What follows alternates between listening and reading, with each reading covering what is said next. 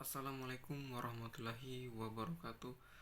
Perkenalkan, nama saya Laude Muhammad Irzam Nurholik, NIM R1D1220008, jurusan Teknik Pertambangan kelas B. Di sini saya akan menjelaskan tahapan-tahapan bertambangan batu bara. Di mana yang pertama ada eksplorasi. Eksplorasi ini dia adalah kegiatan mengidentifikasi sumber daya yang berada pada suatu wilayah tersebut.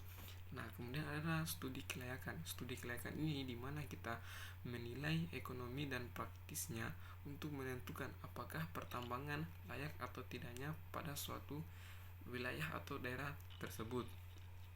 Setelah itu, tahapan selanjutnya pembukaan lahan. Pembukaan lahan ini dia biasa juga disebut dengan land clearing atau pembersihan lahan. Pembersihan lahan pada tempat yang akan kita tambang. Nah, setelah itu ada overburden removal. Tahap selanjutnya overburden removal. Nah, overburden removal ini dia adalah kegiatan memuat atau mengangkut overburden atau membuang overburden ke tempat atau lokasi yang telah ditentukan, di mana tujuannya untuk mendapatkan deposit yang bernilai ekonomi. Karena di mana overburden ini kan dia adalah lapisan tanah, batuan atau mineral yang harus dihilangkan atau digali untuk mendapatkan mineral yang berharga di dalam tanah dan bahan-bahan berharga lainnya di dalam tanah dalam proses pertambangan. Nah, setelah itu ada overburden disposal. Nah, overburden disposal ini dia adalah kegiatan dia itu membuang membuang lapisan tanah penutup yang tidak mengandung mineral berharga di atas deposit mineral yang sedang ditambang.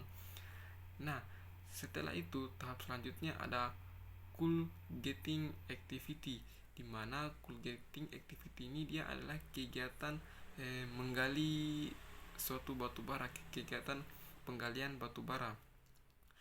Yang kemudian tahap selanjutnya akan dibawa ke penyimpanan ke penyimpanan apa namanya ke penyimpanan stukul atau yang biasa disebut dengan penyimpanan sementara atau room.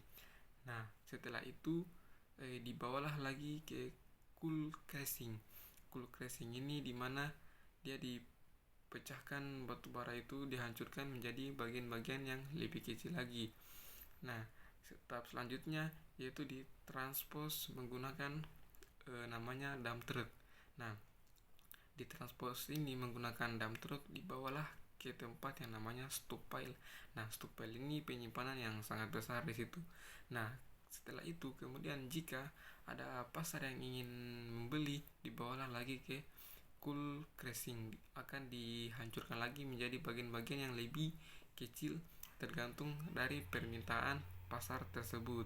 Jika pasarnya minta yang lebih kecil, jadi dibawalah ke cool crashing ini untuk dihancurkan menjadi lebih kecil-kecil lagi bagiannya.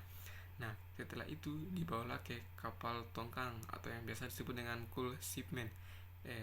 Melalui jalur laut ini dibawalah ke pasaran tersebut. Nah, yang terakhir ada reklamasi. Reklamasi ini dia adalah pemulihan lingkungan atau pemulihan habitat alami agar tidak terjadi pencemaran lingkungan, tanah longsor dan lain-lain. Nah, sekian dari saya mengenai tahapan-tahapan pertambangan ini. Sekian dari saya. Billahi taufik wal hidayah. Wassalamualaikum warahmatullahi wabarakatuh.